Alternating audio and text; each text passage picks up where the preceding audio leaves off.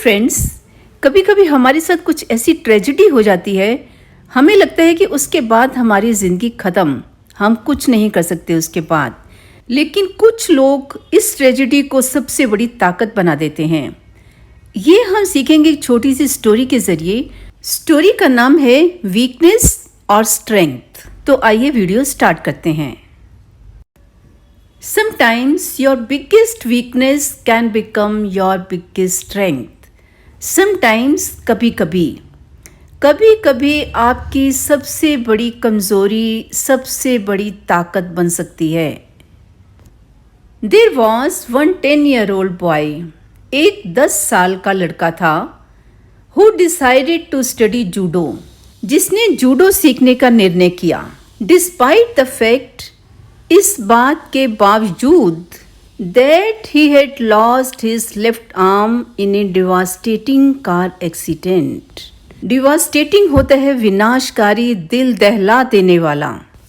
लड़के ने जूडो सीखने का निर्णय लिया इस सच के बावजूद कि एक दिल दहला देने वाले कार एक्सीडेंट में उसकी बाईं बाजू चली गई थी।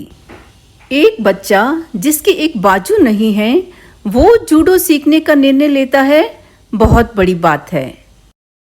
The boy commenced lessons with an old Japanese judo master Sensei. Commence होता है शुरू करना, स्टार्ट करना। लड़के ने लेसन शुरू कर दिए एक बूढ़े जापानीज जूडो मास्टर सेंसी से। The boy was doing well. लड़का बहुत अच्छे से कर रहा था। But he was perplexed. Perplexed होता है भ्रमित, कुछ समझ में ना आना। He was perplexed why after 3 months of training the master had taught him only one move. तो वे भ्रमित क्यों था? जब वो अच्छे से सीख रहा था तो उसको ये समझ में नहीं आया कि 3 महीने की ट्रेनिंग के बाद भी मास्टर ने उसे एक ही चाल समझाई। जब बच्चे को अच्छे से समझ में आ रहा था तो सेंसी ने उसे एक ही चाल क्यों सिखाई? Sensi, the boy finally asked. Finally मतलब आखिरकार, इतना इंतज़ार करने के बाद आखिर में लड़के ने आखिर में पूछ ही लिया, sensi shouldn't I learn more moves? क्या मुझे और चालें नहीं सीखनी चाहिए? लड़के को लगा कि एक चाल से तो जूडो नहीं सीखा जा सकता है, उसे और चालें सीखनी चाहिए। This is the only move you know, but this is the only move you will ever need to know, the sensei replied. The only move means एक अकेली यही चाल।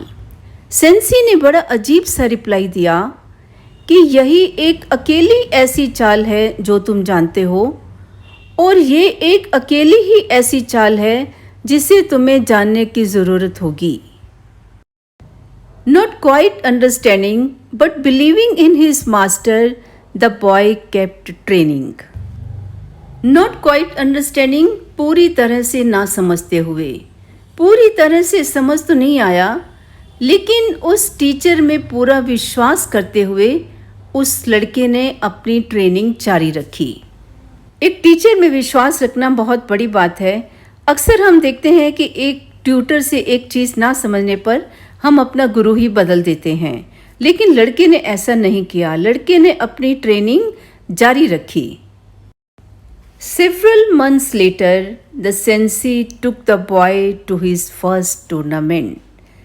Several months later, कई महीनों के बाद, कई महीनों तक सेंसी उस लड़के को एक ही मूव रोज सिखाता रहा। कई महीनों के बाद सेंसी ने उस लड़के को एक टूर्नामेंट में ले गया।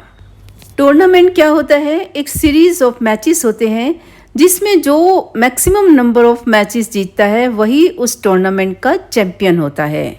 सेंसी उस लड़के को मैच खिलाने नहीं लेके गया, सेंसी उस लड़के को टूर्नामेंट खिलाने के लिए लेके गया। Surprising himself, the boy easily won his first 2 matches. Surprising himself, खुद ही हैरान। अक्सर हम अपनी कई चीज़ों पर खुद ही हैरान हो जाते हैं कि ये हमने कैसे कर लिया। लड़का खुद ही हैरान हो गया जब उसने पहले 2 मैचेस बड़ी आसानी से जीत लिए। The third match prove to be more difficult. तीसरा मैच ज़्यादा मुश्किल साबित हुआ। बट आफ्टर सम टाइम, लेकिन कुछ समय के बाद, द ओपोनेंट बिकेम इम्पेशेंट। जो उसका प्रतिद्वंदी था वो बेताब हो गया, बेसब्र हो गया। इम्पेशेंट होता है बेताब होना। जब हम बेताब हो जाते हैं तो अपने माइंड का बैलेंस थोड़ा लूज़ कर जाते हैं, तो हम प्रॉपरली वैसे एक्ट नहीं कर पाते हैं।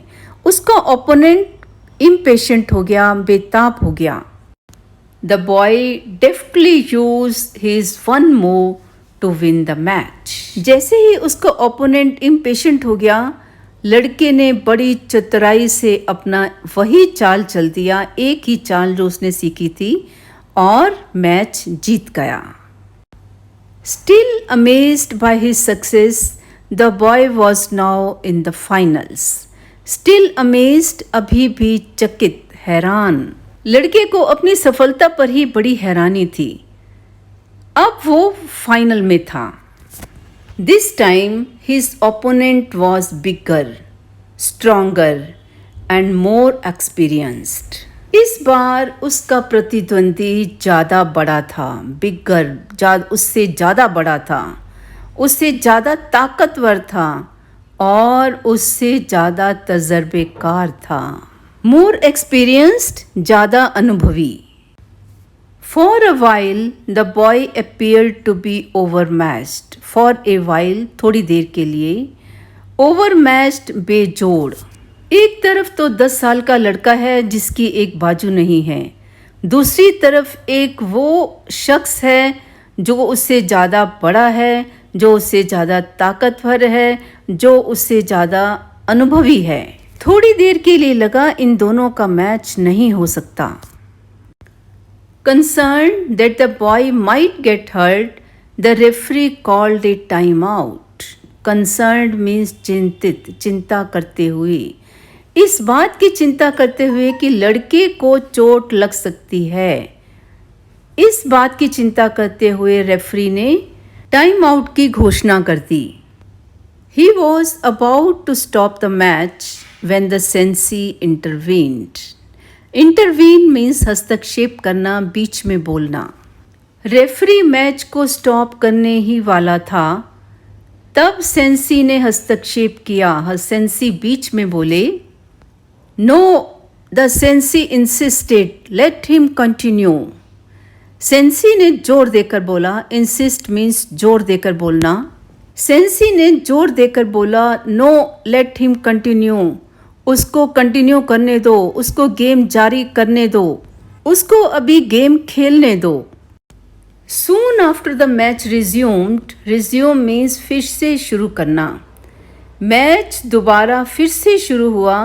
उसके थोड़ी ही देर के बाद his opponent made a critical mistake. इसके प्रतिद्वंदी ने एक क्रिटिकल मिस्टेक की, एक गंभीर गलती कर दी। ही ड्रॉप्ड हिज गॉड, उसने अपने रक्षक गिरा दिए गलती से। Instantly the boy used his move to pin him. Instantly means तुरंत, तत्क्षण, उसी क्षण लड़के ने अपना मूव यूज़ कर लिया, उसको थोड़ा सा परेशान करने के लिए। The boy had one the match and the tournament. लड़के ने मैच जीत लिया और लड़के ने टूर्नामेंट भी जीत लिया। He was the champion. Champion means एक नंबर का, अव्वल। अब वह अव्वल था। ऑन द वे होम, घर आते समय, the boy and sensei reviewed means समीक्षा की। क्या समीक्षा की? Every move in each and every match. In each and every match, हर एक मैच के हर एक मूव को दोनों ने इसकी समीक्षा की। Then the boy summon the courage. Summon होता है बुलाना, साहस को बुलाया मीन्स साहस को जुटाया। लड़के ने साहस को जुटाया टू आस्क, पूछने के लिए, what was really on his mind, कि सेंसी के दिमाग में असल में था क्या। Sensi, how did I win the tournament with only one move? With only one move means सिर्फ एक ही चाल के साथ। सेंसी, मैं पूरा टूर्नामेंट एक ही चाल के साथ कैसे जीत गया? उसे बड़ी हैरानी थी कि ये कैसे हुआ। You won for 2 reasons, the Sensi answered. Answer means जवाब देना। सेंसी ने क्या जवाब दिया? आप 2 कारणों से जीते हो। First, you have almost mastered one of the most difficult throws of judo.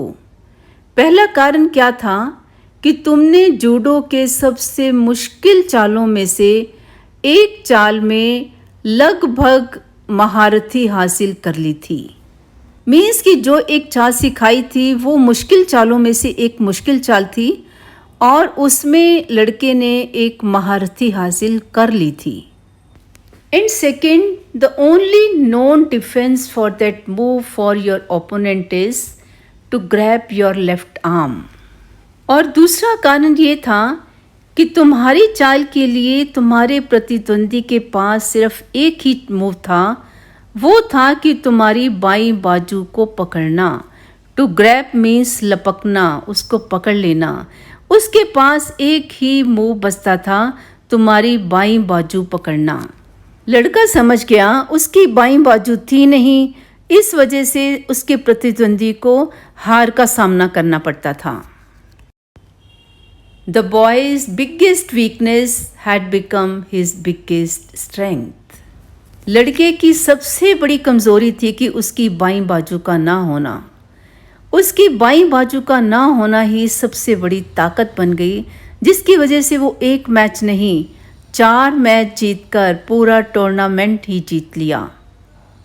अगर आपको ये वीडियो पसंद आई हो तो प्लीज़ सब्सक्राइब माय चैनल और बेल आइकन दबाना ना भूलें। Please also like and share this video. Thank you for watching.